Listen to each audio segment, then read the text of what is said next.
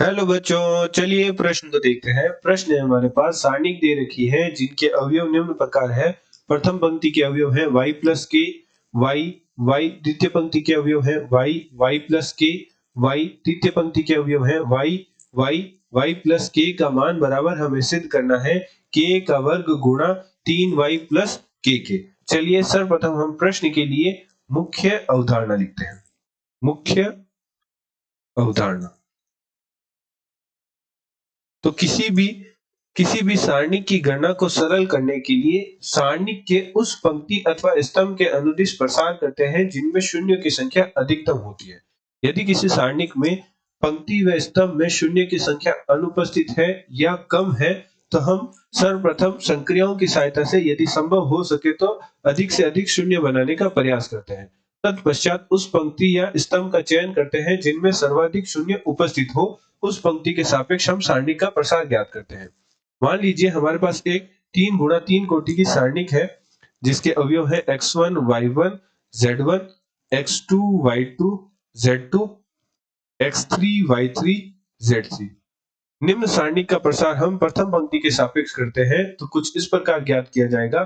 x1 गुणा y2 z2 y3 z3 minus y1 गुणा x2 z2 x3 z3 plus z1 गुणा x2 y2 x3 y3।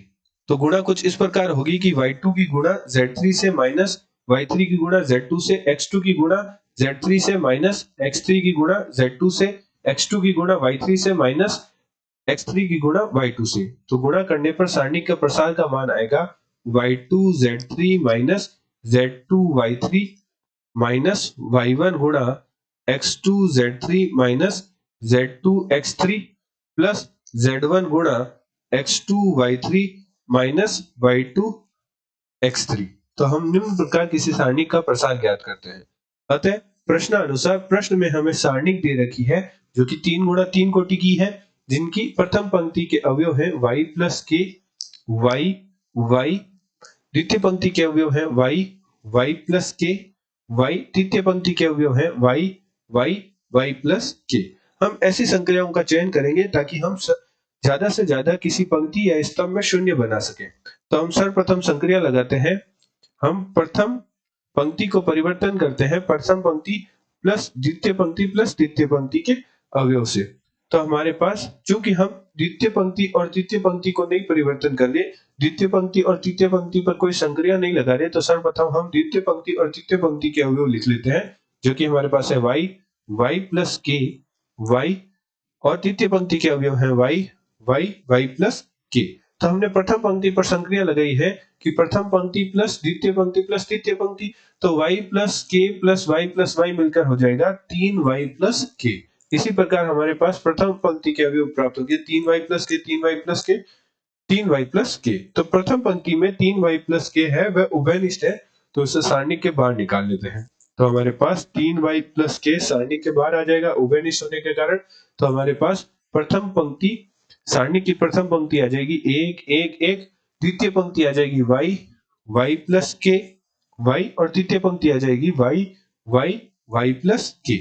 अब हम ऐसी संक्रिया लगाएंगे ताकि हम ज्यादा से ज्यादा शून्य बना सके। तो हम संक्रिया लगाते हैं, प्रथम स्तंभ को परिवर्तन करते हैं प्रथम स्तंभ माइनस तृतीय स्तंभ, और एक संक्रिया लगाते हैं द्वितीय स्तंभ को हम परिवर्तन करते हैं द्वितीय स्तंभ माइनस तृतीय स्तंभ। तो हम ये दो संक्रिया लगाते हैं। क्योंकि हम तृतीय स्तंभ पर कोई संक्रिया नहीं लगा रहे, तो सर्वप्रथम हम सारणिक लिखते हैं। तो सारणिक के बाहर तो 3y प्लस के है।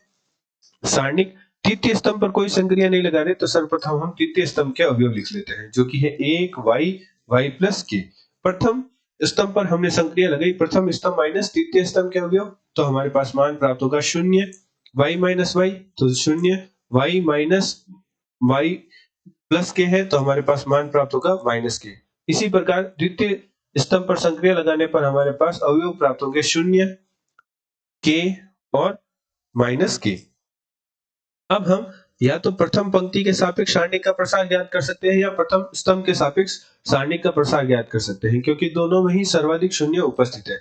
तो हम प्रथम पंक्ति के सापेक्ष मुख्य उदाहरणानुसार सारणी का प्रसार करते हैं तो हमारे पास सारणी के बाहर तो 3y प्लस के होगा और अंदर 2 तो शून्य के कारण 2 पद तो शून्य हो जाएंगे और तीसरा 1 की गुणा में हमारे पास आएगा 0 के माइनस के और माइनस के। तो गुणा कुछ इस प्रकार होगी और मान हमारे पास आएगा 3y प्लस के गुणा 0 की गुणा माइनस के से माइनस के की गुणा के से। तो 1 गुणा 0 माइनस के गुणा के तो माइनस के का वर्ग। तो हमारे पास मान आ जाएगा माइनस माइनस प्लस हो जाएगा तो हमारे पास आएगा के का वर्ग गुणा 3y प्लस के। तो मुख्य उदाहरण की सहायता से हमने सारणी का मान निकाल लिया जो कि हमारे पास प्राप्त हुआ के का वर्ग गुणा 3y प्लस के। अर्थात हमारा जो बाएं पक्ष से सारणी का मान है वह दाएं पक्ष के बराबर आ गया है। आशा करते हैं आपको प्रश्न का समझ आया होगा। धन्यवाद।